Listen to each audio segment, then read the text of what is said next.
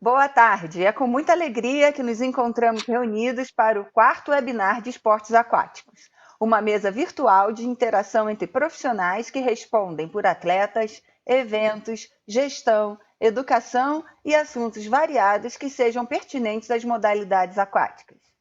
Nosso objetivo principal é contribuir com informações, opiniões e reflexões sem julgamento de valor, que possam, em alguma medida, construir novos horizontes profissionais e acadêmicos. Meu nome é Suzane Boom, sou profissional de educação física, especialista e palestrante de nado artístico. Hoje, juntamente com Camila Lazzarini, do Inspara, professor Paulo Rogério, da ABDA Rio, e o mestre em Educação Física da UERJ, professor Ricardo Cabral, temos a honra de receber Antônio José Silva, atual presidente da Federação Aquática de Portugal. Nosso encontro está programado para ter aproximadamente 1 hora de duração. Solicitamos aos espectadores que mantenham seus microfones fechados, utilizem o chat para escrever suas perguntas ou ponderações, e daqui faremos o nosso melhor para que todos participem. Lembrando que estamos gravando todo o evento e depois ele será disponibilizado no YouTube. Quem tiver interesse em participar do nosso grupo de correspondência e receber, além dos links de participação do webinar, o link do YouTube e os materiais acadêmicos que estão sendo produzidos a partir desses encontros, escrevam no chat o seu endereço de e-mail com a frase "Eu quero". Desde já, agradecemos a disponibilidade de todos que aqui se encontram, doando um pouco do seu tempo e de suas experiências profissionais e pessoais. Meu muito obrigado. Boa tarde, professor Antônio. Muito obrigada por estar aqui, aceitar o nosso convite e compartilhar dos seus conhecimentos. Boa tarde, Camila, Paulo, Ricardo. Nosso grupo de moderadores já estão prontos para começar? Perfeito. Vamos lá, Camila, contigo. Bom, boa tarde a todos, praticamente boa noite para quem está na Europa. Estamos com 4 horas de diferença pelo fuso horário. É uma grande satisfação receber o presidente da Federação Aquática Portuguesa, senhor Antônio José Silva. Boa noite, presidente. Você poderia contar para a gente um pouquinho sobre a sua história, por favor? Ora bem, ainda é boa tarde, ainda não é boa noite, ainda clareia o dia, portanto, mais 2 horitas, horário de primavera-verão e já é a noite. Só 2 correções, não é Federação Aquática Nacional, é Federação Portuguesa de Natação, e o meu nome não é senhor, o senhor está no céu, eu ainda estou na terra, portanto espero ficar aqui durante alguns anos, portanto tratem pelo meu nome, o Ricardo Moura sabe o meu nome. O meu nome é Tom Zé, é um gosto muito grande estar aqui. O meu percurso foi muito simples, fui nadador, sempre tive a paixão pelo desporto, como vocês dizem, o esporte, sempre tive esta grande paixão. Depois segui pela via académica, acabei o meu curso em Ciências do Desporto, em 93, e nessa data comecei a ser treinador de natação. Fui treinador de campeões nacionais, recordistas nacionais, atletas que participaram em campeonatos de Europa de júniores de natação, e fiz este percurso durante 10 anos. A partir de 10 anos achei que a minha experiência enquanto treinador tinha acabado e enverdei e fui presidente da Associação Portuguesa de Técnicos de Natação de 2004 a 2008 e depois assumi a presidência da Assembleia Geral. Em 2012, depois de desafiado por alguns amigos, candidatei-me a presidente da Federação Portuguesa de Natação, que ganhei e estou lá desde 2012. Isto é o meu percurso na natação. O meu percurso na natação que liga muito com o meu percurso académico. Portanto, eu não sou profissional na natação, como presidente. A minha profissão, eu sou professor universitário, sou professor catedrático, vocês chamam professor titular numa universidade pública portuguesa que é a Universidade de Trás-os-Montes e Alto Douro, e paralelamente e complementarmente assumo esta função de presidente. Portanto, não sou, estou presidente, é o estado transitório, estou presidente e acompanho os destinos e o desenvolvimento da natação portuguesa. Perfeito. Muito obrigada. Professor Ricardo, quer começar com as perguntas? Vamos lá, vamos começar o nosso bate-papo. Na verdade, a gente queria dizer que é um prazer enorme estar conversando com o professor, né, com o professor Antônio, com a experiência também grande que ele tem, e principalmente pela oportunidade de a gente estar conversando com alguém que está vivendo um problema hoje à frente do nosso, né? Que, na verdade, o que a gente está vivenciando hoje aqui, a Europa já vivenciou há uns meses atrás, e talvez, com certeza, né? Talvez não, com certeza já discutiram esse mesmo problema que a gente está tendo hoje, que é em relação a abrir as instalações esportivas para recomeçar os treinamentos, à medida que o esporte de rendimento ele não pode parar. Professor Antônio, eu vou fazer uma analogia rápida antes de a gente começar a nossa pergunta. É como se aquele atleta que se machuca, tem uma contusão durante um processo de treinamento e ele procura um médico que não é um médico desportista, né? É um médico que não está acostumado a trabalhar com esporte. A primeira coisa que o médico vai dizer para ele é: você está com dor, você está com problema, para. Para e que você vai melhorar. E aí o atleta não vai parar por um tempo determinado, né? Então tem que recorrer a um médico que diga para ele: olha, você vai parar um pouquinho aqui, mas você não pode ficar inativo e você tem que continuar fazendo alguma coisa para você não perder a sua treinabilidade, né, nesse período. Então, o que a gente está passando, eu acredito que seja uma situação análoga a essa daí, porque, na verdade, o esporte não pode parar, nenhuma área da cidade, nenhuma área social ela pode ficar parada por tempo determinado. A economia está mostrando isso também claramente para a gente. E o esporte, ele também acontece isso, né? Então, é legal que a gente vai procurar explorar bastante essa sua vivência que você tem e pelo que vocês já passaram nesse período. Dito isso, vamos lá na primeira pergunta, que é uma pergunta até um enunciado longo, mas eu vou colocar de maneira bem devagar, que é para poder, quem está assistindo aí, quem está prestigiando o nosso, poder entender melhor. Então, vamos lá. Muito se tem discutido sobre o retorno das atividades esportivas, sejam elas de treinamento ou competição, no período pós-pandemia, ou ainda durante a fase de pandemia, na qual as regras de flexibilização de movimentação social começam a ser pensadas. O esporte catalão estabelece recomendações para o setor esportivo e para a prática de atividades, seguindo em todos os momentos medidas de proteção determinadas pelas autoridades sanitárias. Isso aí eu achei bem interessante o que eles fizeram. Um documento bem elaborado fez referência a diferentes fases e destina-se a todas as entidades esportivas, administrações locais e empresas que têm por objetivo a promoção, o fomento e a prestação de serviços vinculados ambos ao esporte e à atividade física. As fases classificadas de 0 a 4 vão desde quem pode sair de casa, quando sair de casa, acesso a instalações e praças esportivas, cuidados individuais e coletivos. Quem tiver interesse em saber mais, a Suzane tem esse link aí que ela pode passar para vocês. Além disso, estabelece quem são os esportistas profissionais, sejam eles atletas, técnicos e demais profissionais esportivos, que podem, dependendo da fase da pandemia, exercer a sua profissão.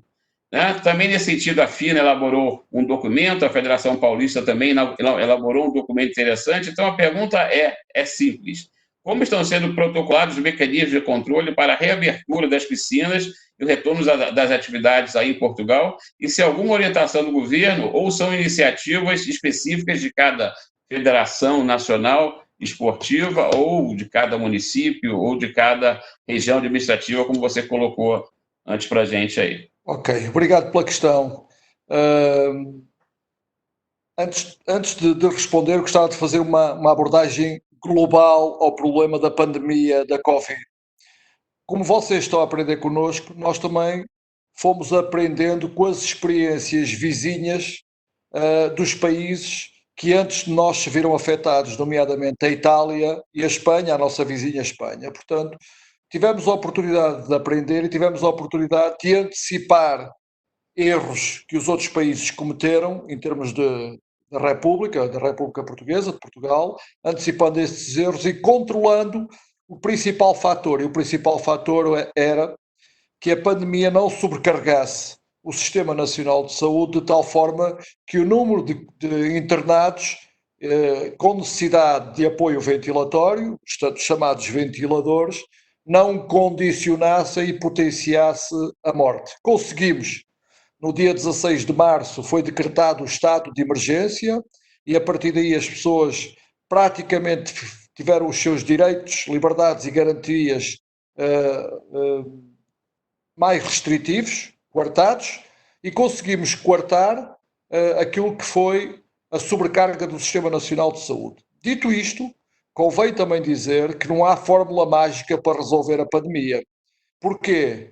Porque enquanto não houver vacina, só se prevê que daqui a um ano que possa haver uma vacina ou um tratamento, a única solução é proteger as populações de risco, aqueles que têm morbilidades associadas e aqueles que são os mais idosos, e aos poucos ir ganhando imunidade de grupo do restante da população, de tal forma que não se morrendo com a doença, que é a Covid, também não se morra com a doença que é a inatividade social e económica, parando a atividade e as pessoas morram. Nós também, como os espanhóis, desenvolvemos recomendações, as tais recomendações para a prática. Aqui a proposta foi, de cima para baixo, o Governo solicitou a cada uma das federações desportivas as recomendações de reinício da atividade.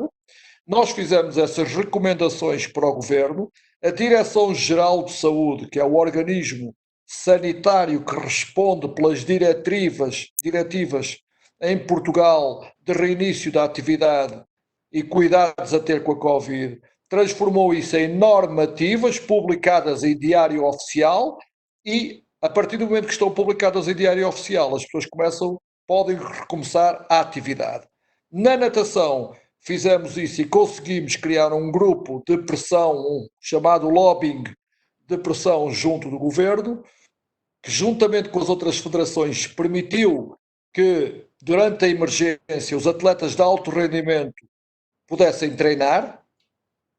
A partir do dia 17 deste mês de maio, portanto estamos a falar de 16 de março até 17 de maio, pudessem treinar. A partir de 17 de maio, para além do alto rendimento, todos os atletas integrantes às seleções nacionais podem treinar e prevê-se que a partir do dia 1 de junho as instalações aquáticas, cobertas ou descobertas, de uso público ou de uso privado, assim como os balneários, possam começar a ser utilizados para aquilo que é a natação de formação, que, como vocês sabem, é fundamental para a sustentabilidade económica ou financeira dos clubes, das associações e da federação. Pelo que eu percebi, eu não sei se me corrija se for, pelo que eu percebi, parece o governo federal, né, quer dizer, a entidade máxima, eles fizeram uma consulta ao setor esportivo antes de tomar as medidas, não foi isso? Exatamente, foi. Foi uma relação muito recíproca, pediram-nos recomendações, porque nós estamos mais em contacto com as instalações e com os clubes que usufruem das instalações, recomendações para o reinício, e nós, para além das recomendações, também recomendamos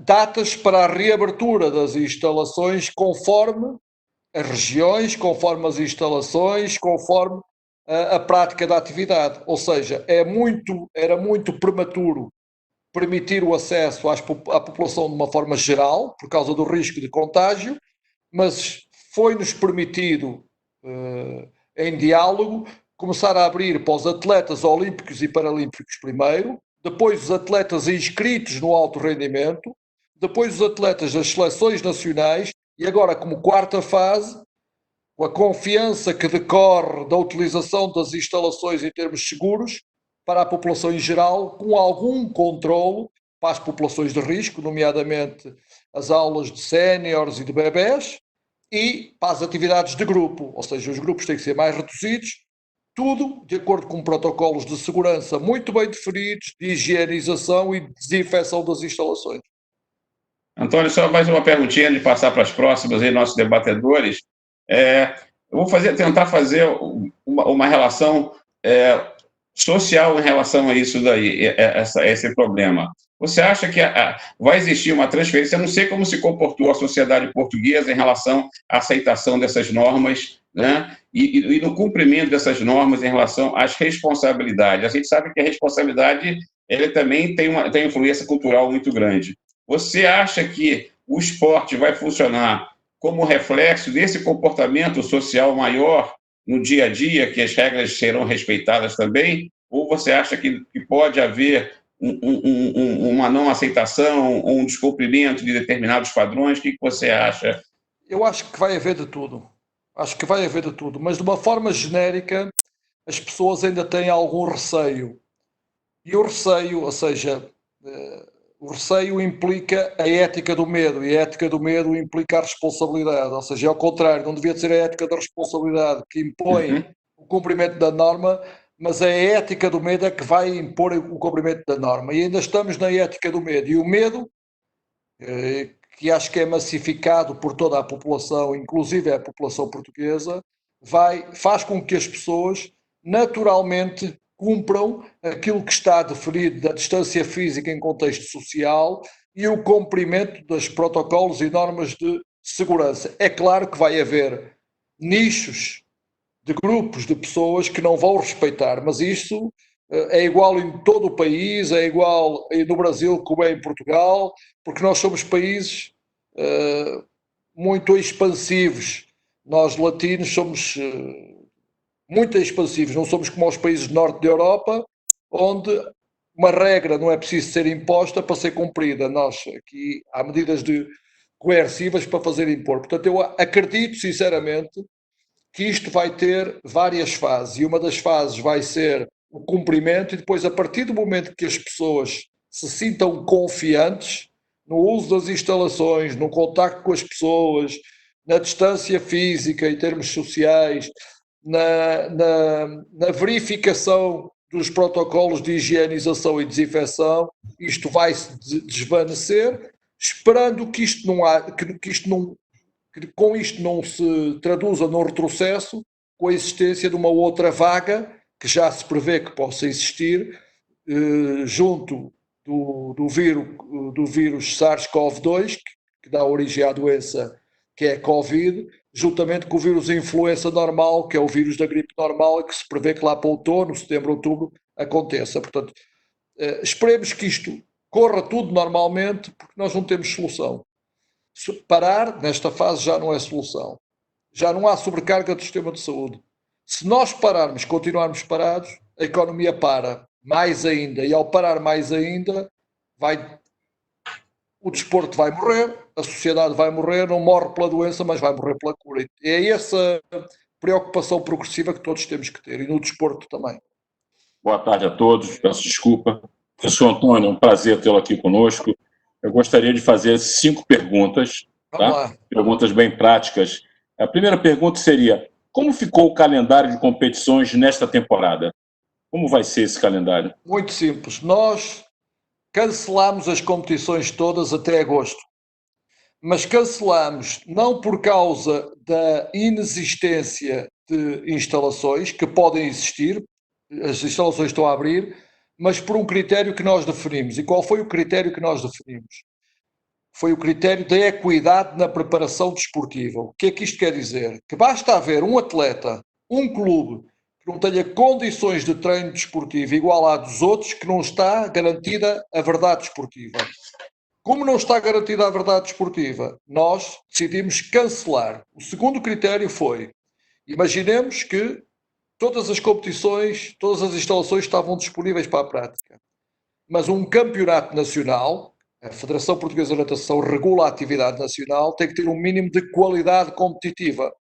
Então definimos como um mínimo de período de preparação 12 semanas para a natação pura, águas abertas e natação adaptada, 8 semanas para o nado artístico e 4 semanas para o polo aquático.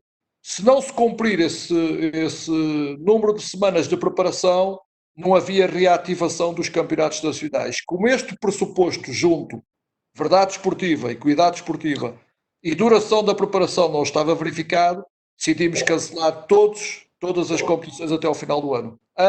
Época desportiva, agosto. Entendi. Vou fazer uma outra pergunta e acaba coincidindo um pouco com a sua resposta, que é: como ficaram as classificações para os eventos esportivos internacionais, europeus, mundiais e olímpicos? Esse período que você coloca aí está contemplando essa fase classificatória? Está contemplando, mas nós fomos jogando também com a alteração das datas das competições internacionais. E o que é que se verificou? A qualificação olímpica das águas abertas foi alterada para o próximo ano. Para decorrer a Fukuoka foi alterada. A qualificação do dueto olímpico foi alterada para o próximo ano, no nado artístico. Os jogos foram alterados. O Campeonato da Europa, que era para decorrer em Budapeste, foi alterado de maio para agosto e depois de agosto para maio de 2021, daqui a um ano.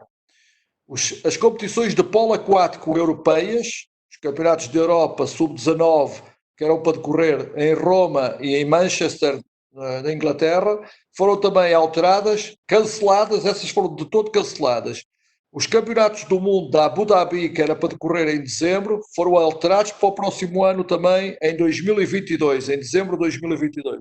Logo, conjugando estas alterações de datas com o período que estamos a viver, vai haver novas janelas de oportunidade para a obtenção dos mínimos para as grandes competições, e eu considero grandes competições Jogos Olímpicos, Campeonatos da Europa e Campeonatos do Mundo nas diferentes disciplinas que a Federação Portuguesa de Natação rege. Ok, perfeito. Fazer uma pergunta, fugindo um pouco da parte técnica, vamos entrar na parte financeira. Foi necessário fazer algum ajuste na parte financeira da federação por causa dessa pandemia? Não foi necessário ainda fazer, mas será necessário fazer. E para vocês perceberem, são contas muito simples.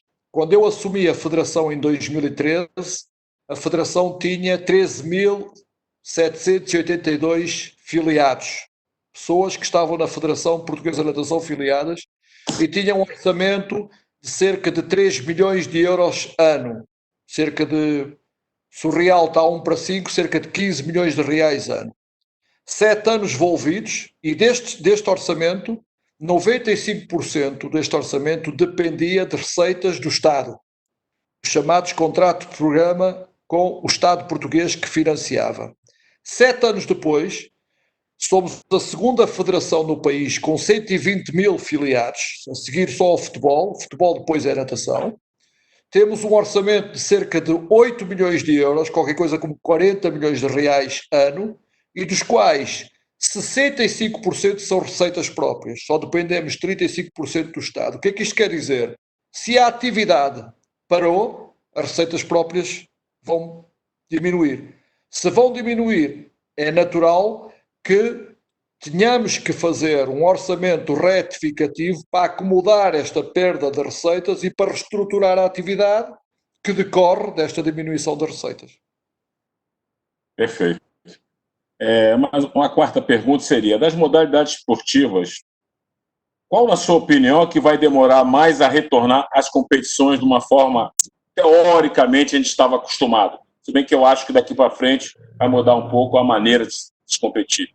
Claro, tirando o futebol, que não é um desporto, é um espetáculo. Para mim o futebol é uma atividade económica pura, não é um desporto.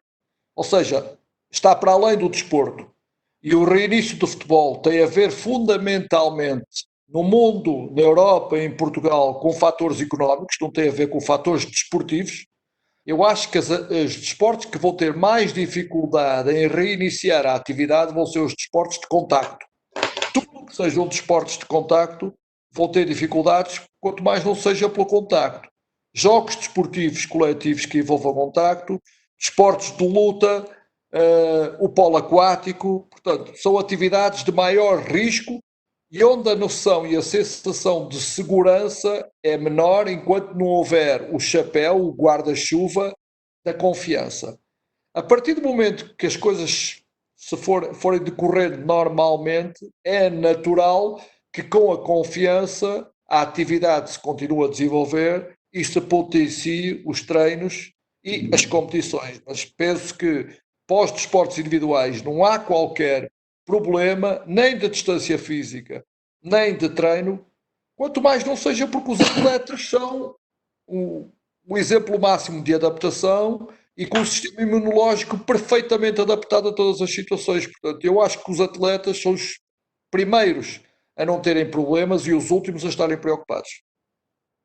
Perfeito, Tony. E a quinta pergunta seria o seguinte, como será a higienização nas futuras provas de natação de competições em que uma é atrás da outra e um entra e sai nos vestiários? Isso aí, essa dinâmica é complicada. Vai ser muito complicado. Nós ainda não estamos nesta fase, nós estamos concentrados, isto tem que ser etapa a etapa. A etapa que nós estamos agora é na criação das condições necessárias para a retoma da atividade normal, regular. O que é a atividade normal e regular?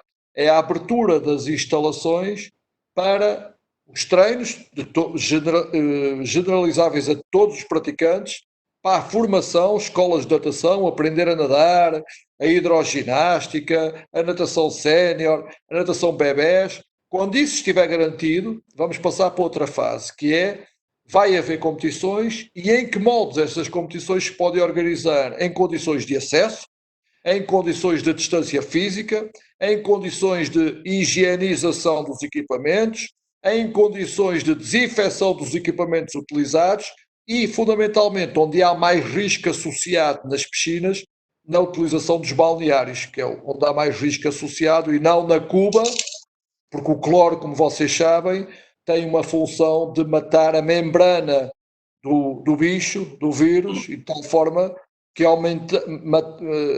entrando na membrana deixa de estar ativo, ou seja, deixa de fazer a sua função junto do hospedeiro, que é o ser humano, de influenciar o RNA mensageiro. Antônio, muito obrigado, hein? Eu queria fazer uma perguntinha só, uma colocação em cima do... Posso fazer a perguntinha? Fica à vontade. Antônio, vamos voltar lá para a primeira pergunta que o Paulo fez. Você fez uma colocação interessante falando da equidade competitiva, né? Na verdade, né? Às vezes eu uso o termo ao contrário, a desigualdade competitiva, mas na verdade a gente fala-se da mesma coisa, né? Em relação à federação, né? Voltar a competir, você já deixou bem claro que não é o primeiro momento desse retorno às piscinas. O primeiro momento, você deixou bem claro nessa última pergunta, ou nas últimas, né? Que era a atenção às escolas de natação, ao ensinar a nadar, quer dizer, a competição em si ela fica para depois. Mas a gente sabe que a gente não pode, ou pelo menos entende que não pode descaracterizar o esporte da sua prática competitiva, né? Então, a minha pergunta é o seguinte, né? Em que maneira a Federação Portuguesa de Natação, ela vai auxiliar aos distritos, né? Quer dizer, no nosso caso, a gente aqui são os estados, né? Vocês chamam dos distritos, e as federações locais a organizar competições, mesmo que não seja em grandes eventos, tipo dual meetings, competições internas. Vocês, como federação, vocês vão estimular esse retorno dessa competição, mesmo no nível mais fraco? Muito boa questão. Nós tivemos uma reunião no dia 30 de abril de direção, do nosso diretivo da federação, e depois eu reuni com os 13 presidentes das federações territoriais, as tais regiões continentais, que são 11, e 2 das ilhas, Madeira e Açores. E o que ficou decidido foi que vamos mudar o regulamento da próxima época, 2020-2021. Já antecipámos a alteração do regulamento, salvaguardando o quê? Que as competições, ao invés de serem nacionais, para permitir menor contágio, passem a ser regionais ou zonais, ou seja, Zona Norte, Zona Sul ou em cada uma das regiões. Decidimos também diminuir o número de dias de competição. Para quê? Porque os clubes vão passar uma crise financeira muito grande. E ao diminuir o número de dias de competição, vamos diminuir os custos associados às deslocações, à estadia, à alimentação dos atletas. Mas também sabemos que os atletas treinam para competir, não treinam para treinar. Então já estamos a pensar em criar, primeiro para a seleção nacional, e lançámos o repto à seleção espanhola, e vou lançar o repto também, ainda esta semana, à seleção brasileira, porque eu julgo que a seleção brasileira de natação vem estagiar para Portugal, é a informação que eu tenho, para durante o mês de agosto, segunda semana do mês de agosto, fazermos em Portugal um trial meeting entre Portugal, Brasil e Espanha, com as referências da natação. Não é para eles baterem recordes, mas é para eles sentirem o estímulo da competição, que é determinante para estimular e motivar o treino num ano tão importante como é o ano olímpico e paralímpico. Suzane, eu vou passar, o Ricardo, eu sei que o Ricardo Moura está doido para fazer uma pergunta do ponto de vista internacional, que ele já apareceu ali. Ricardo, faz uma pergunta para o Antônio, aquele que eu vi que você queria fazer uma pergunta em relação aos grandes eventos, em relação até aos Jogos Olímpicos que você colocou ali. Aproveita a oportunidade de fazer essa pergunta para o Antônio. Bom, em primeiro lugar, Antônio, é muito bom, as suas respostas têm sido bastante significativas. Eu mandei para o Ricardo, acho que 4 ou 5 posicionamentos. Você quer que eu faça o quê, Ricardo? Um posicionamento? Não, você falou da parte internacional, que eu vi ali. A parte internacional, eu vou pegar no que o Antônio falou de equidade desportiva. Eu não acredito, sinceramente, que Tóquio 2021 vai ter equidade desportiva. A China já está treinando a todo vapor, a Austrália e outros países que já estão avançados nisso. E nós não sabemos a influência, e o planejamento é muito difícil que seja feito quando nós não sabemos que não tem cura ainda, mas eu acho que a equidade desportiva não vai haver em Tóquio 2021. E, com relação a isso, alguns atletas já têm demonstrado que não irão participar. Já tem alguns atletas sugerido na imprensa internacional que não irão participar. Qual é a sua sensação sobre a certeza de que nós vamos ter Tóquio 2021? Ricardo, grande pergunta. Outra coisa não seria de esperar de ti fazer uma grande pergunta, pelo conhecimento que tens da realidade da natação no Brasil e realidade da natação a nível internacional. Eu tenho uma resposta muito prática. Se vai haver equidade na preparação desportiva? Não. Não. Ou seja, há países claramente beneficiados pela estrutura de combate à pandemia, estrutura económica e social do seu país e estrutura desportiva, que vai fazer com que esses países vão chegar mais e melhor preparados aos Jogos Olímpicos. Primeira questão, Olímpicos e Paralímpicos, dos dois domínios. Portanto, vão ser os Jogos sem verdade desportiva, estamos completamente de acordo. Segunda questão, se eu acredito que os Jogos não se vão realizar, não. Acredito que os Jogos se vão realizar. Porquê? Eu li um estudo, um relatório do próprio Comitê Olímpico Internacional e do Comitê Organizador dos Jogos, que é o Japão e a cidade de Tóquio, que diz que o deslizamento da organização dos Jogos para 2021 pressupôs perdas económicas na ordem dos 2,5 bilhões de dólares, ou seja, 10 mil milhões de reais, que é muito dinheiro. Mas era preferível isso a não realizar, porque as perdas que decorrem da não realização do evento multiplicavam-se por 2 ou por 3. Portanto, se me perguntarem se os Jogos, mesmo sem equidade esportiva, mesmo sem as condições necessárias para serem realizados, se vão realizar, a minha resposta à data de hoje, que sim, que se vão realizar, mas vão ser uns Jogos sem verdade esportiva, porque decorre do pressuposto inicial que não vão haver condições de preparação desportiva. Deixa eu complementar com mais uma pergunta só com o Antônio, a gente está no tempinho ainda, falta 1 minuto só ainda, Suzane, do nosso Minute by Minute aqui. Será que existe, eu não sei, eu escutei isso ontem num programa, eu estava escutando na televisão, eu não sei se foi um programa esportivo, eu não atentei muito, mas dá a possibilidade, alguém ventilou a possibilidade de realização dos Jogos Olímpicos com um número limitado de modalidades, né? Você vê que seria possível isso, ou isso está indo no radar do Comitê Olímpico Internacional? Você acha isso ou não? Eu volto à pergunta que dei previamente. Eu acho que os Jogos se vão realizar. Primeiro ponto, por causa das questões económicas. Se vão realizar nas mesmas condições onde estavam previstas, não sei. Se calhar vai haver alterações do número de pessoas, do público, de algumas modalidades, etc. Portanto, isso pode acontecer, mas acredito que os Jogos vão ter lugar em Tóquio em 2021. Mas esse cenário pode estar em cima da mesa em termos de discussão. Obrigado. Suzane? Perfeito. A gente vai aproveitar aqui o embalo que o professor Ricardo abriu. Se alguém quiser fazer mais alguma pergunta relacionada a esses temas, não sei se alguém aí quer abrir o próprio microfone. Eu quero. Por favor. Posso? Novidade, hein, Ricardo? Novidade, né? Novidades. Antônio, qual foi o impacto até agora, econômico, de desemprego do esporte em Portugal até agora? Muito a grande. pressão que vocês fizeram aquático. Vamos falar então do desporto aquático. O que está acontecendo no desporto aquático? Muito grande, Ricardo.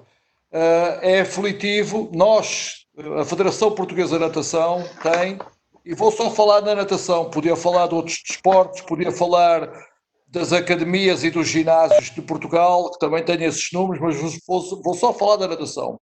A Federação Portuguesa de Natação tem 362 clubes filiados. Filiam-se nas federações regionais e estas na Federação Nacional. Desses 362 temos cerca de 120 mil pessoas filiadas, atletas, dirigentes, praticantes, 120 mil. O que nós sabemos é que fizemos um questionário, um inquérito pessoal ao telefone com todos os clubes. As perdas económicas são gritantes. Só para vos dizer que grande parte, cerca de 92% dos técnicos estão em layoff. O que é layoff? É um regime simplificado de emprego, no qual eles estão em casa e só recebem 1/3, 2/3 do vencimento pelo Estado, se forem empregadores a tempo certo, e se forem prestadores de serviços só recebem 1/3, o que quer dizer que há pessoas a receber 80 euros por mês, 300 e qualquer coisa reais por mês, quando o rendimento normal multiplicava isso por 10 vezes. Portanto, a situação é catastrófica e prende-se com a questão que o Ricardo e que os dois Ricardos me levantaram anteriormente, e a Susana também falou e a Camila também falou sobre isto, que é se esta necessidade de retomar a atividade tem a ver só única e exclusivamente com o desporto ou com algo mais. Eu posso responder que tem a ver com algo mais. Porquê? Porque se nós continuarmos desta forma a parar a atividade sem vislumbre de existir uma vacina ou um tratamento, que é o que está no próximo ano e meio, não há vacina nem tratamento eficaz para a Covid, e com o risco associado à Covid, as pessoas, ao não fazerem atividade, ao não gerarem e retomarem a economia, neste caso a economia no desporto, os clubes vão desaparecer. E ao desaparecerem os clubes, desaparece a atividade. Ao desaparecer a atividade, desaparece o desenvolvimento desportivo. Isto é válido para os desportos aquáticos, como é válido para todos os desportos em Portugal, com exceção de um que sobrevive não à custa dos atletas, mas à custa dos interesses económicos da televisão e grandes grupos económicos, que é o futebol. Tirem o futebol da equação e o desporto morre. Perfeito. Muito obrigada. O Ângelo Pereira fez uma pergunta, não sei se você quer fazer. Se tratando de uma pandemia, você acha que será possível realizar os Jogos Olímpicos sem uma vacina, uma vez que temos atletas, voluntários, público e etc.? Pois essa é a pergunta do milhão, não é? Essa é a pergunta de 1 milhão de euros ou 1 milhão de reais. Não sei responder, mas eu acredito que tudo isto vai ter que tender naturalmente. A primeira salvaguarda é a sobrecarga dos sistemas de saúde dos países públicos. Se isso estiver salvaguardado, a segunda sobrecarga é a proteção das pessoas em risco. Os idosos e as pessoas que têm outras doenças associadas. Câncer, diabetes, outras doenças associadas. São as chamadas comorbilidades. Terceiro, é criar, tirando estes dois grupos de risco, criar a imunidade das pessoas. Eu acredito, por exemplo, Portugal está com uma taxa de imunidade na ordem dos 4% a 5%. Vai crescer. Ao sairmos do estado de emergência, vai crescer.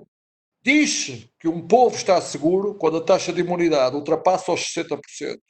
É o que diz os estudos epidemiológicos. Eu acredito que isto vai acontecer antes de haver vacina. Como acontece em Portugal, irá acontecer nos outros países.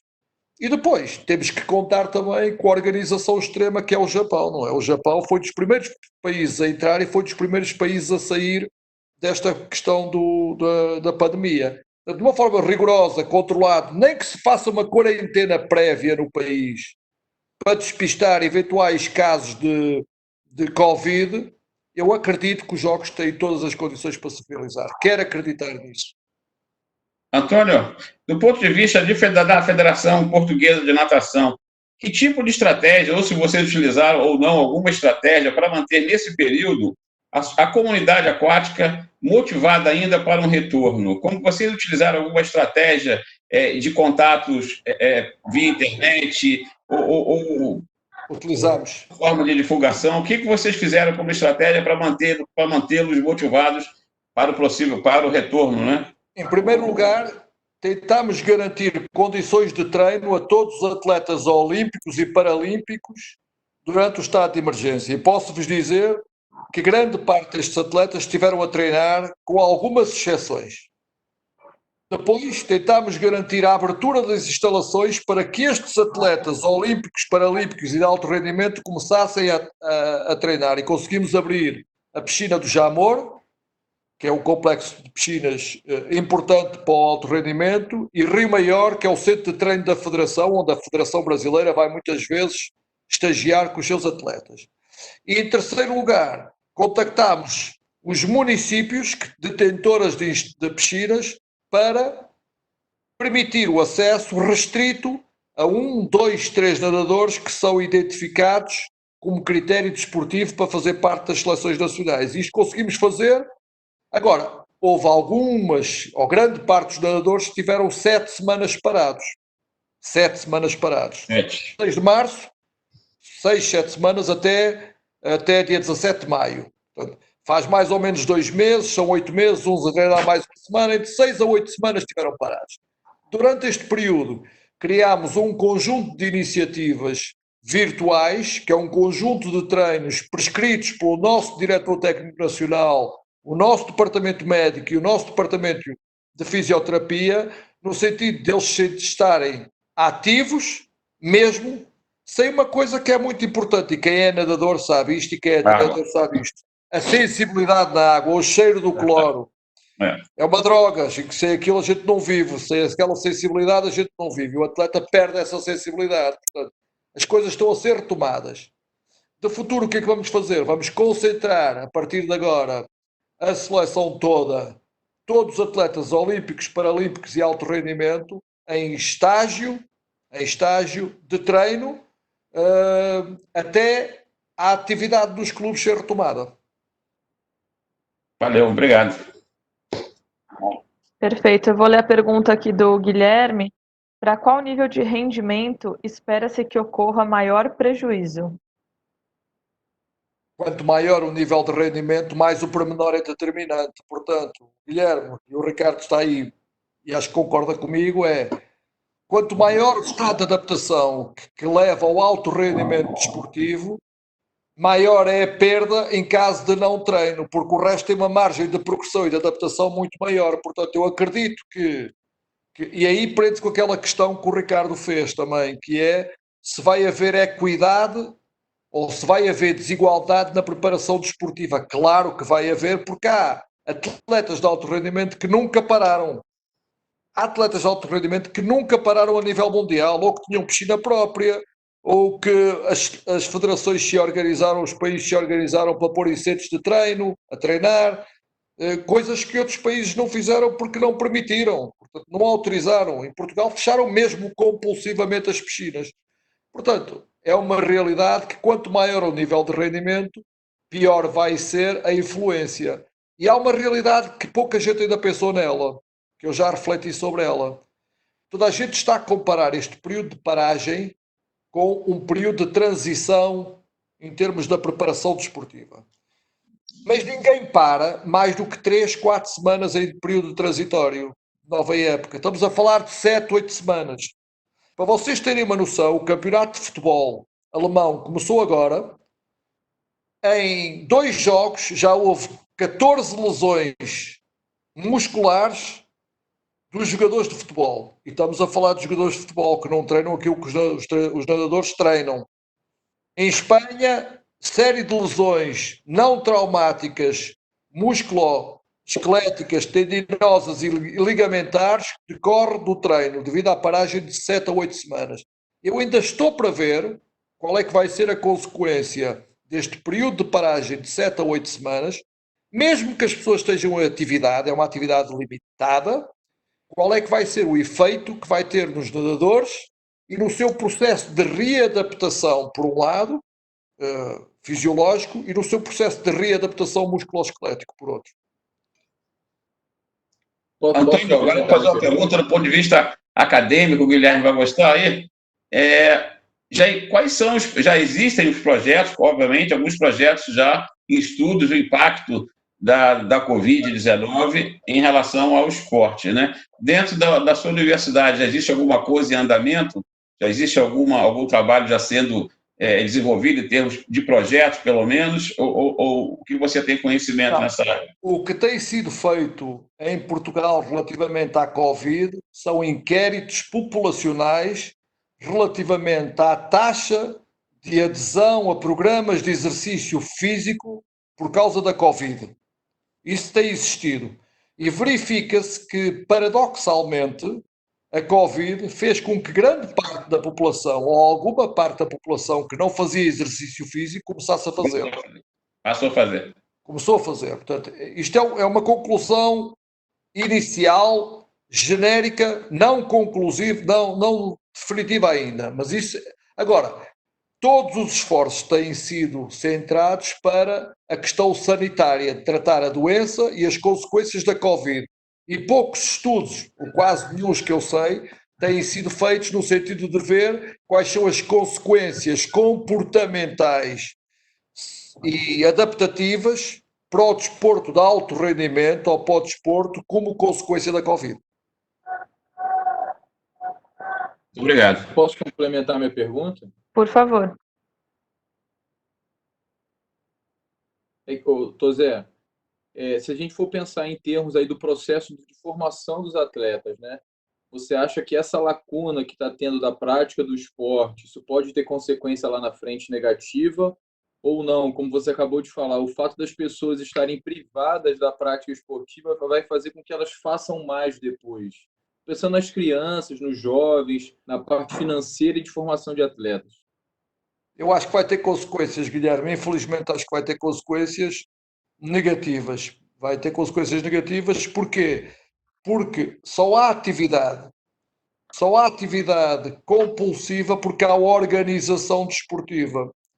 Ou seja, a partir do momento que deixa de haver organização que promove a atividade, que coordena e que regula a atividade, deixa de haver, em larga escala, a adesão das pessoas à prática. Pode haver prática sistemática, mas deixa de haver prática sistemática. Portanto, ou este problema é atacado de uma forma séria e corporativa, e o problema no desporto, não sei como é que é no Brasil, mas em Portugal é que temos organizações a mais que tratam do desporto, que não convergem numa voz única e se não convergem numa voz única, não tem uma voz corporativa, e isso acontecendo, vai haver dispersão, e ao haver dispersão, o desporto passa para segundo plano, ao invés de ser uma parte fundamental da atividade das pessoas, como é a cultura. Aliás, o desporto é uma forma de manifestação cultural.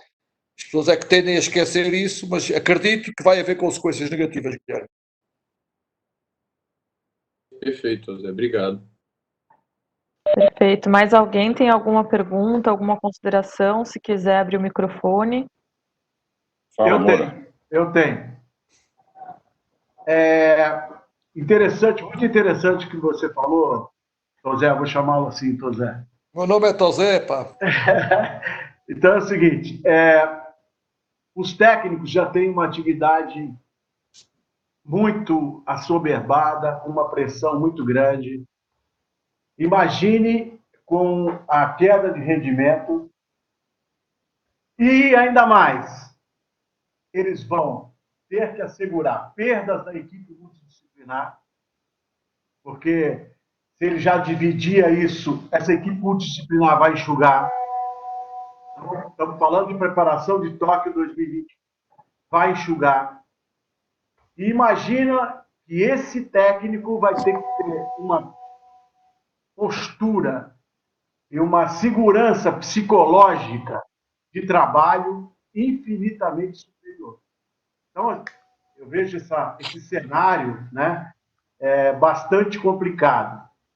E fora isso, José, eu queria perguntar a você, por exemplo, você falou do Japão. O Japão culturalmente não fez lockout e o número de casos, mas era uma questão cultural. O Japão já funcionava assim. Quando você retornou, os clubes portugueses estavam preparados realmente para retomar as atividades? Boa questão. Quanto à primeira questão, indiscutível. Aliás, eu considero que dos vetores de grande sucesso da natação no Brasil foi exatamente dois fatores. Além de terem grandes nadadores, como é o óbvio, conseguiram reunir duas características. Uma, disponibilidade dos treinadores, para se dedicarem única e exclusivamente à natação enquanto modalidade. E se vocês percorrerem os melhores clubes do Brasil, veem que têm técnicos disponíveis a tempo inteiro para a modalidade.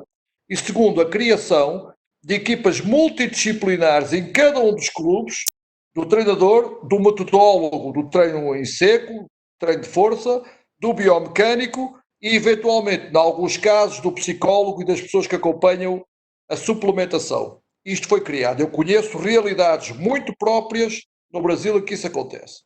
O que é que vai acontecer? Já está a acontecer. Com a perda de rendimento necessário, não vai haver forma de segurar estas equipas multidisciplinares, por um lado. E, por outro lado, os técnicos que antes dependiam só da natação para exercer a sua atividade vão começar a fazer, como vocês no Brasil chamam, os ganchos. Um gancho aqui, um gancho ali, e vão começar a ter menos tempo para planificar, refletir sobre a atividade. Isso vai acontecer no Brasil e já acontece em Portugal. É uma realidade inequívoca. Segunda questão, a questão cultural, inequívoco. Não precisamos de ir ao Japão. Suécia, Noruega, Dinamarca, Finlândia, os países do norte da Europa, alguns dos quais nem lockdown fizeram, como a Suécia, não fez confinamento, tem 3 vezes, é o número que eu deixo, tem 3 vezes mais mortos do que Portugal, tem 3.900 mortos à data de hoje, Portugal tem 1.300 mortos. Portugal tem uma taxa de imunidade populacional de 2%, eles têm uma taxa de imunidade populacional de 25%, ou seja, tem 3 vezes mais mortos, mas têm 10 vezes mais imunidade, 10 a 12 vezes mais imunidade. Os mortos são onde? Fundamentalmente junto da população de risco que era expectável. População idosa e população com morbilidades associadas. Atenção, que eu não estou a dizer que os velhos devem morrer, nem pouco mais ou menos. Toda a gente deve viver. Estou a fazer só a parte cultural complementar aquilo que o Ricardo disse. Portanto, não é preciso ir muito longe ao Japão, na Europa também temos esta realidade. Terceira questão. Se os clubes portugueses se readaptaram no reinício da atividade. Sim, porque todos os clubes portugueses, felizmente, criaram eles próprios protocolos de reinício da atividade, pegando nas boas práticas das recomendações da Federação, pegando nas boas práticas das recomendações de outros países, falaram aí na Federação Catalã, mas a Itália tem, os Estados Unidos têm, a Austrália tem, a França tem, a Alemanha tem, a Holanda tem, e todos juntos conseguiram construir para cada realidade protocolos de segurança para reinício da atividade e em segurança também adaptativa, ou seja, não há nenhum nadador português a treinar 2 vezes por dia hoje. Treina 1 hora, progressivamente, e progressivamente vai aumentar até atingir um nível de carga que lhe possa proporcionar a adaptação que tinha antes da Covid. Antônio, essa tua resposta, ela nos remete a praticamente que foi era o objetivo dessa nossa live, na questão dos riscos. Ontem eu vi uma nota e parece ser verdadeira, é uma nota do Comitê Brasileiro de Clubes que me deixou um pouco preocupado. Não vou dizer... A nota dizia o seguinte: preocupado porque nós conhecemos a nossa realidade brasileira. A nota dizia praticamente que a Confederação, o Comitê Brasileiro de Clubes, dizendo que hoje os clubes já estão totalmente preparados, a frase era essa, totalmente preparados para um retorno às suas atividades. E isso me deixa muito preocupado, porque vocês aí em Portugal, pelo que você colocou, as pessoas, as federações elaboraram protocolos, seus próprios clubes elaboraram protocolos para minimizar os riscos, que esse é o objetivo, né? Minimizar o risco. A gente sabe que o risco ele vai existir até que surja uma vacina, mas o minimizar os riscos. E aqui eu vi uma colocação no Comitê Brasileiro de Clubes que realmente me deixou preocupado. Eu acho que nós temos que aprender, eu acho que está sendo muito válido esse bate-papo com você, porque quem está assistindo, quem vai assistir depois, vai aprender muito com essa vivência que você está nos proporcionando hoje. Muito legal. Deixa-me complementar só uma coisa. E para além de tudo mais, todos os atletas que vão reiniciar a atividade, que estão nos centros de treinamento, os centros de treino desportivo, como em Rio Maior, são obrigados a fazer o despiste Jamor e Rio Maior para a Covid. Segundo lugar, todos os atletas, seja de seleção de alto rendimento, que vão iniciar a atividade, assinam um termo de responsabilidade, porque, como tu disseste muito bem, há sempre risco associado. E o risco, há uma porção de responsabilidade do risco que tem que ser assumido pelo próprio. O próprio também tem que perceber que há risco associado e tem que assinar uma declaração a dizer que reconhece que há risco associado e, apesar de haver risco associado, quer reiniciar a atividade. Portanto, cada um tem a sua responsabilidade e o próprio também tem que ter a sua responsabilidade. Perfeito. Perfeito. Maravilha. Acho que a Suzane tem agora uma pergunta, né, Su? Tem que abrir seu microfone, Su. Opa, tá. Eu estava aqui com o microfone fechado, dando uma olhada aqui no geral. Então, o Ricardo o Cabral, né, já começou a puxar um pouquinho aqui, né, sobre qual seria, né, o risco, né, o gerenciamento desse retorno. E então o Antônio já até comentou aí que as pessoas têm que se responsabilizar. E a minha pergunta seria para tentar linkar, né, com essa fala, se aí, em alguma medida, em Portugal, já existe algum modelo para monitorar o cumprimento das normas, né? Então, existe um protocolo que está sendo sugerido, mas depois que houver a reabertura, já existe algum tipo de protocolo para monitorar o cumprimento, né, Existem as instituições sanitárias, ou seja, a Direção-Geral de Saúde tem as direções regionais de saúde, que normalmente, junto com os órgãos, quer as autoridades para a condição de trabalho, quer a ASAI, que é a Autoridade para a Segurança das Atividades Económicas, conseguem verificar se, de facto, as organizações e as instalações estão a cumprir aquilo que são as recomendações necessárias. Eu pensei em tempos em propor a Federação como órgão que fiscalizasse com um selo de qualidade a montante, a dizer assim: esta instalação cumpriu os protocolos, as recomendações, os processos que decorrem da Direção-Geral de Saúde para início da atividade. O problema é que nem a Federação tem massa crítica para fazer, e se eu estivesse à espera disso acontecer, demorava 2 anos até ter selos para todas as instalações. Portanto, o ideal é que toda a gente sabe quais são os riscos, ok? Há protocolos e as pessoas têm que seguir. Há entidades que zelam e fiscalizam o cumprimento das normas previstas, normas sanitárias previstas. Portanto, vamos deixar as coisas funcionarem e esperemos que toda a gente cumpra a sua parte. Eu cumpro a minha, de certeza que a Susana cumpre a sua. Se toda a gente cumprir a sua parte que está previsto, o risco é minimizado, não deixa de existir, mas também basta estar vivo para haver risco. Não é? Não precisa haver um Covid. Eu posso sair de casa e ser atropelado e morrer, portanto, ou ter um acidente. Portanto, nós temos que viver com esta instabilidade diária que decorre da incertidão. E esta incertidão, esta incerteza é aquilo que a vida nos dá e que a gente vai ter que viver e também com a Covid. Interessante o que você falou, Antônio, porque, na verdade, uma das definições interessantes de risco, né, é a possibilidade de exposição ao perigo de uma coisa não esperada, de uma ação não esperada. Então, nós todos vivemos em constantes riscos, né? O que a gente tem é que fazer minimizar. Eu conversei com o Guilherme ontem, hoje, pela mensagem, e eu fiquei muito inclinado, eu estou muito inclinado a fazer algum estudo em relação à expectativa da comunidade aquática que ela tem em relação aos riscos que serão encontrados nesse retorno e uma posterior percepção do que realmente ela encontrou. Tem muita gente que pode estar não indo porque está esperando um risco muito grande e, ao retornar, verificar que o controle ambiental foi de tal maneira que minimizou tremendamente ou acabou com os riscos, na verdade, né? Então, eu estava conversando com o Guilherme sobre isso, daí acho que seria uma investigação interessante nisso, porque tem muita gente, eu classifico mais ou menos, tem gente preocupado, tem gente muito preocupado, tem gente com uma ansiedade grande e tem gente com medo. E tem gente com pavor, né? É uma boa tese de doutorado para ti.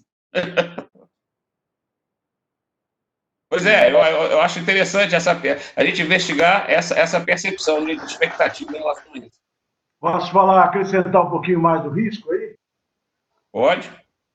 O problema é o seguinte, o atleta, o próprio José está falando, ele vai 2 horas no clube e volta para cá. Depois ele fica mais 2 horas e volta para cá. Você não vai internar todo mundo. Então, a questão de risco, ela é toda hora e diária. Então, isso aí, mesmo que ele vá fazendo os testes e tudo mais, ele está correndo o risco que ele sai do ambiente e volta para o ambiente. Então, o risco é muito grande. Né? E é aí que eu falei da cultura. Esse é o detalhe. Estamos de acordo. Completamente de acordo. Aliás, isto até é um bocado mau, porque estamos sempre de acordo, mas normalmente, como pessoas inteligentes que todos somos, é bom que assim seja. Suzane, com você, como é que está o tempo aí? Vê aí, regula. Olha, a gente tinha uma programação aqui para começar a encerrar a partir de agora. A gente já perguntou bastante, e aí também surgiu uma brechinha aqui, que a gente tem aí nos 20 minutinhos. Se o professor Antônio puder, quer dizer, o Antônio puder ficar com a gente aí mais um pouquinho, a gente pode abrir aqui como se fosse um bate-papo. Agora, acaba assim a formalidade, o que a gente tinha programado era isso, e a gente pode ir aos pouquinhos aqui, cordialmente abrindo o microfone, para as pessoas perguntarem, bater um papo agora mais informal. Completamente disponível. Pode colocar. Eu queria falar um pouquinho. O José pegou um desafio muito grande na Federação Portuguesa de Natação.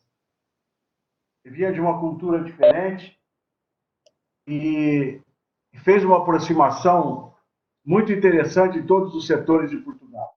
Então fica aí um legado que você fez. Você fez o Portugal a nadar. Eu estou acompanhando, amigo. Você não pode ter certeza que eu estou acompanhando que eu sei que sim. Eu sei que sim. Então, foi uma coisa muito interessante. Você conseguiu, de uma forma interessante, foi que politicamente você se posicionou muito bem. Então, é fundamental. Ontem, Constantino falou, eu até coloquei no que eu escrevi, que a aproximação das federações com o comitê é fundamental. Se souber o que está acontecendo, eu não tenho dúvidas que se faz isso muito bem. Mas a minha pergunta, amigo, é a seguinte. Qual é o sonho do Tosé? Olha lá, hein, Zé? Tosé. Qual é o seu sonho diante das perdas que você teve, que devem ter sido significativas sob o ponto de vista financeiro também? E uma dúvida. Qual é o seu sonho, Tosé, diante dessa calamidade toda aí? Ricardo, essa pergunta é boa. O meu sonho, primeiro, é que as pessoas estejam todas seguras. Isto é o meu primeiro sonho. E que tu, eu, a minha família, a tua família, toda a gente não sofra com esta calamidade que é a Covid. Esta é a primeira questão, é a questão sanitária. Em termos desportivos propriamente dito, o meu sonho era que isto pudesse mudar comportamentos das pessoas. Comportamentos das pessoas mais responsáveis, comportamentos das pessoas menos intrusivos e comportamentos das pessoas mais ativos. Desde logo eu posso-vos dizer e confidenciar aquilo que nós já começámos a fazer na Federação. Desde logo implementámos tudo aquilo que era uma transformação digital da Federação Portuguesa de Natação, ou seja, tudo que pressuponha desmaterialização, tudo que pressuponha reuniões onde o digital pode ser usado, quer do diretivo, quer dos delegados da Assembleia Geral, implementámos medidas de teletrabalho, porque eu não me interessa ter pessoas na Federação ou a trabalhar se a produtividade delas for maior estando em casa. Portanto, o que me interessa é a produtividade, o resultado final. Implementámos medidas também de tudo o que é a desmaterialização de documentos e do workflow. Portanto, a primeira grande questão é, eu gostava que todas as organizações desportivas aprendessem a ultrapassar, a pegar disto para fazer modificações na ótica da transformação digital das suas organizações. Segundo, seria muito importante que as organizações percebessem, e eu como Presidente da Federação de Natação tenho essa obrigação, percebessem em distinguir aquilo que é acessório do que é fundamental. O que é isto? Distinguir o acessório do que é fundamental. As federações existem fundamentalmente para três coisas: regulação da atividade, democratização do acesso à prática e a representação internacional. Eu acho que fizemos um grande trabalho na Federação de Natação no acesso à prática e na democratização da prática. O número de filiados cresceu 10 vezes em 6 anos. Passámos de 13 mil para 120 mil. Passámos de 16ª federação no país para a 2ª federação do país. O que é que falta à natação portuguesa? Falta resultado esportivo. Falta aquilo que o Brasil tem que nós não temos. Vocês têm campeões do mundo, têm campeões pan-americanos, têm campeões olímpicos, têm recordistas mundiais, têm recordistas pan-americanos, têm recordistas olímpicos. E eu não tenho. Eu, quando digo eu, a natação portuguesa não tem. Portanto, o meu sonho é que isto tudo me ajude a mim e ajude a todos a recentrar aquilo que é o objetivo, congregar esforços e convergir esforços no sentido desse objetivo e alinhar estratégias. Se eu conseguir isto, a Covid foi uma crise pandémica que abalou o mundo, mas teve consequências positivas em termos desportivos. E eu acredito que vou conseguir e acredito que vamos ultrapassar isto. Não para Tóquio, porque é muito cedo, vocês sabem que não se fazem campeões num ano, mas se o processo estiver montado, acredito que para Paris isto esteja possível. Antônio, complementando a pergunta do Ricardo, eu senti na sua colocação que você fez um paralelo da existência de uma prática altamente organizada, mas que, do ponto de vista prático, ela não trouxe um resultado competitivo esperado ainda, né? E, quer dizer, eu não sei se a colocação, nós tivemos, por um bom tempo, né, uma prática organizada que ela trouxe o resultado. Até que ponto, né, essa resultado ela estaria associada com uma prática organizada em sentido de planejamento, em sentido de ações estratégicas, de metas a serem cumpridas, quer dizer, até que ponto isso vai realmente trazer resultado, a gente não sabe, né? Nós temos alguns cases aí que a gente pode dizer que apontar, olha, deu resultado, mas depende do atleta, do potencial do atleta, depende de uma série de circunstâncias também, né? E a segunda coisa que eu queria colocar para você é o seguinte: você, na sua apresentação, você mostrou a sua trajetória até chegar à Federação Esportiva. Você, eu acho que eu tenho eu passei por isso, uma vida paralela com a vida acadêmica e com a prática. Eu fui por 20 anos, 21, 22 anos, 21 anos, gerente do Polo Aquático da Confederação. Nós conseguimos aí resultados expressivos, mas no final, claro, com injeção de mais recursos, com o Rio 2016, né? Mas eu vivenciei muito a vida, eu vivencio o lado acadêmico também. Eu sinto que no Brasil existe uma dicotomia muito grande em relação à teoria e à prática na busca de um melhor resultado, né? E como você chegou a uma federação, presidente de federação, e pelo que eu vi, você conseguiu levar o seu conhecimento, o embasamento teórico do esporte, não é da natação, né? A gente está falando da natação do polo aquático, não. Embasamento do conhecimento do esporte e todas as suas áreas, dentro das suas áreas de conhecimento e interferências, né? Para você conseguir levar isso para a federação. Como é que está sendo, como é que foi essa... Se houve uma restrição a isso no começo ou se não houve, como é que você diz? Excelente questão. A primeira parte da questão teve que ver com se a sistematização da prática leva a resultados. Eu acredito muito nisso. Eu até digo mais, eu faço uma provocação. Eu fico admirado como um país tão mal organizado em termos desportivos como é o português já teve os resultados olímpicos que já teve nas diferentes modalidades. Ou seja, não é fruto de uma sistematização, é fruto de uma aleatoriedade do talento natural das pessoas. Se eu conseguirmos, ou se nós conseguirmos todos convergir num esforço comum de aliar, Portugal tem 10 milhões de habitantes, não tem 200 milhões como o Brasil, tem 10 milhões de habitantes. Se eu conseguir com 10 milhões de habitantes, aqueles que fazem prática, sistematizar esta prática, acompanhar esta prática técnico-cientificamente, evolutivamente, e se dotar estes atletas dos melhores recursos necessários, logísticos, organizativos, humanos, científicos e técnicos, acredito que vamos ter resultado. Óbvio. A natação isso ainda não aconteceu. Não aconteceu. Mas eu relembro que o último resultado que nós tivemos de meia final nos Jogos Olímpicos foi em 1988 com um nadador chamado Alexandre Yokoshi, que foi uma final em 84 em Los Angeles e em 88 fez uma meia final nos Jogos Olímpicos. 88, onde é que foi 88? Ricardo, ajuda-me. Em Seul.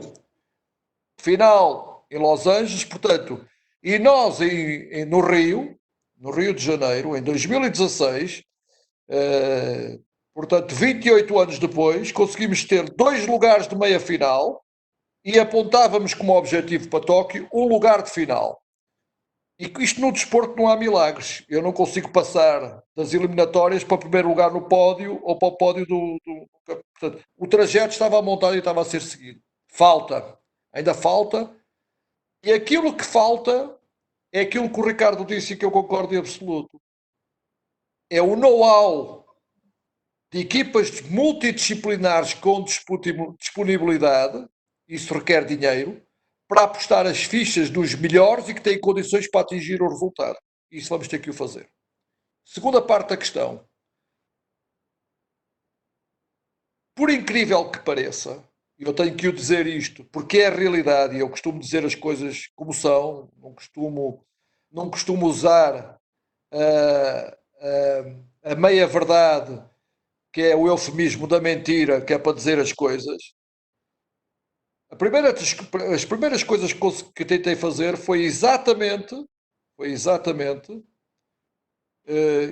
juntar o Sistema Científico e Tecnológico Nacional e os centros de conhecimento e de competência científica à prática. E posso-vos dizer que temos uma ligação muito forte com Lisboa, com a Faculdade de Metricidade, com todas as faculdades, mas fundamentalmente com o laboratório, que é o Laboratório de Biomecânica da Universidade do Porto, onde todas as nossas equipas são regularmente avaliadas, testadas e têm os feedbacks. Mas as grandes restrições começaram por ser dos próprios treinadores e nadadores. E só aos poucos é que as coisas se vão desanuviando, primeiro quase que obrigado, e em segundo lugar, porque sentiram a necessidade de... Até eu acredito nisso e vou continuar a fazer isso. Apesar de eu considerar que o treino não é uma ciência, toda a gente sabe que o treino não é uma ciência, o treino é uma arte, é como ser o Masterchef, não é? Quanto de sal, quanto de pimenta, quanto de arroz, quanto de camarão, é uma arte, mas se tiver uma arte baseada em pressupostos e conceitos científicos, a probabilidade do erro associado a esta arte é menor. E é isso que a gente está a tentar fazer e vai continuar a fazer este processo. Muito obrigado e parabéns pelo que você está conseguindo fazer à frente aí da Federação Portuguesa de Natação. Obrigado, Ricardo. Só uma perguntinha aqui. José, o Mister Yokoshi ainda está por aí? Como é que é? Tá. O Mister Yokoshi ainda está por cá. Está vivo e com a saúde. Peixe voador, está melhor que vai. Eu vou primeiro que ele ainda, hein? Não acredito. Ele já tem 80 e muitos anos, mas a gente ainda o conseguiu levar ao Campeonato da Europa em Glasgow. Eu convidei-o e levei-o, e ainda o conseguimos levar a Budapeste ao Campeonato do Mundo. Foi com a nossa comitiva, porque ele ajudou-nos muito na aproximação nesta fase entre Portugal e o Japão, e o estreitamento das relações entre o Portugal e o Japão para estágios, concentrações. Ele foi uma peça fundamental. Está bom, está de boa saúde e recomenda-se. Um abraço. Deixa eu fazer uma interaçãozinha aqui. Olha, a gente está com 10 minutinhos aí para encerrar. Talvez as pessoas estejam precisando sair. O técnico Fernando Vanzella deixou aqui um agradecimento pelo convite, dizendo que foi muito enriquecedora a discussão. Obrigada, Antônio, pelo seu tempo e conhecimentos. Eu espero que ele possa, voltar aqui com a gente. Pode ser que tenham pessoas que tenham outros compromissos e precisem sair. Então, assim, a gente deixa aqui mais ou menos por encerrado, mas quem quiser sair pode ir saindo. Depois a gente vai disponibilizar o link no YouTube, mas a gente vai aproveitar aqui. Enquanto o professor Antônio não precisar sair, a gente vai ficar aqui. Até às 8h30 estou tranquilo. Então, tá bom. Então, eu queria fazer uma parte aqui, porque é muito normal, eu vou reforçar aqui, eu sou do nado artístico. É muito normal dentro das federações e das confederações a natação ser o carro-chefe, existe uma visibilidade maior da natação. Eu noto que na sua administração começa a ter um olhar também para as outras modalidades, inclusive, claro, eu tenho contato com o pessoal aí de Portugal. Talvez você já tenha visto nas nossas redes sociais que criamos um movimento de festival online, de nado artístico no seco. E, nossa, a coisa tomou uma proporção muito grande, porque hoje a gente, com essa situação pandêmica, como você até já tinha falado anteriormente, a gente está tendo uma oportunidade de se aproximar tecnologicamente. Então, será que isso não pode vir a ser uma agenda das confederações, federações, técnicos, em todo mundo talvez se comprometer, e você como presidente de uma instituição assim, criar essa agenda de encontros virtuais, que isso vai economizar muito as sessões, formatos de competições que possam se dar de modo virtual? Como você enxerga, de repente, essa possibilidade? Completamente de acordo. Deixa-me dizer que, de facto, nós fizemos uma aposta muito grande no nado artístico. Muito grande. Para vocês terem noção, quando a gente chegou à Federação, isto principalmente nos últimos 4 anos, 2016, 2020, a pontuação média do dueto absoluto, dueto técnico e dueto livre andava na ordem dos 67 pontos. 67? 67. Perfeito. No último campeonato do mundo, Campeonato da Europa e Campeonato do Mundo, Portugal teve uma pontuação de 77 pontos. Uau! Ou seja, é muito bom. Desenvolveu muito bem, Muito. Fomos buscar uma técnica altamente credenciada, que é a Silvia Hernandes, que é a técnica da seleção espanhola, e a seleção e o dueto está a trabalhar, viver junto, treinar junto, estão noutra cidade, que é em Lagos, no Algarve, e estão em regime concentrado a treinar única e exclusivamente, abdicaram da escola, abdicaram da universidade, para se dedicar para a qualificação olímpica. É uma aposta que nós temos e que vamos continuar com essa aposta. Quanto à questão de isto ser um momento único de aumentar as possibilidades e os espaços de parceria, completamente de acordo. Eu acabei de dizer que esta tecnologia, utilizando a tecnologia como meio de aproximação, é um fator determinante de baixar custos e aproximar as pessoas.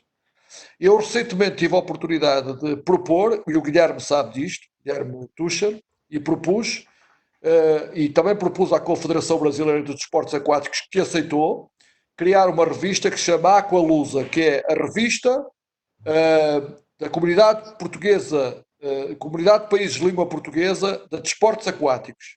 É uma revista que está disponível em formato online, onde todos podem contribuir, e a grande parte da revista é tornar aquilo que o Ricardo Cabral também disse, e o Ricardo também disse, que é tornar o quê? Aproximar a ciência da prática, como pegar nos artigos que existem publicados em português e dar indicações técnicas que decorrem desses artigos para a prática.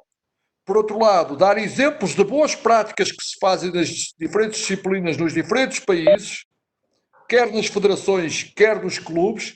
E, em terceiro lugar, promover a natação nos países lusófonos. Se nós conseguíssemos, através deste veículo de comunicação, criar uma ligação maior, eu ficaria muito feliz.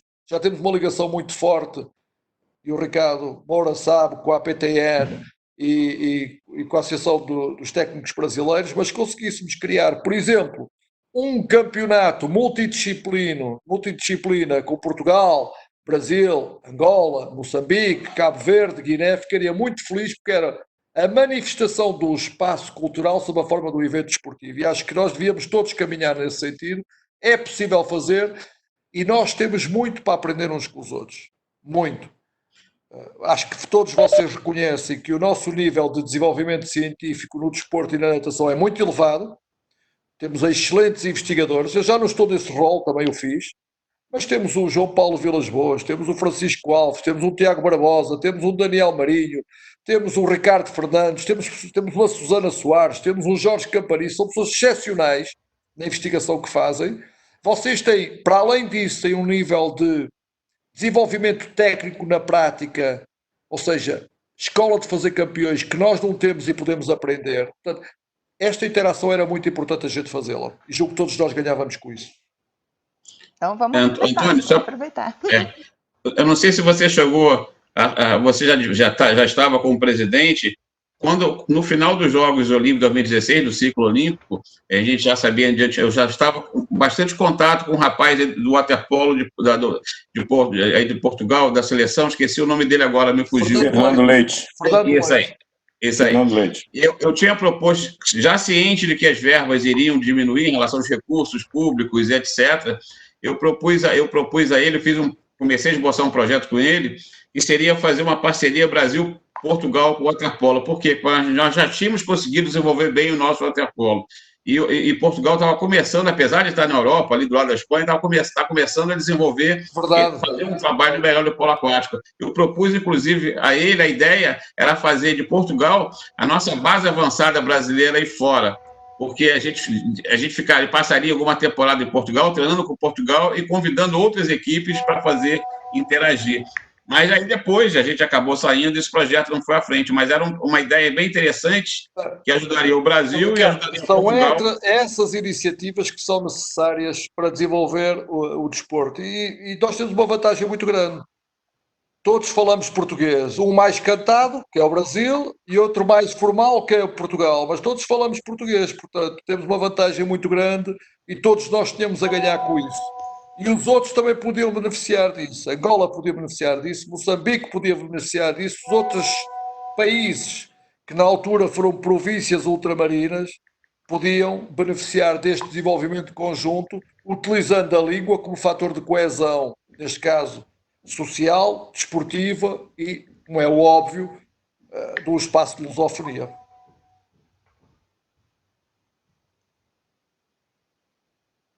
Está em cima, né, Suzana? Na hora de fazer uma despedida aí, um agradecimento. Vamos embora, que está na hora. Eu queria agradecer muito. Foi muito grato. Acho que foi uma conversa entre amigos Uns já conhecia há muitos anos, outros nem tanto, há menos anos, e outros nem conhecia todos, mas rapidamente se tornam amigos.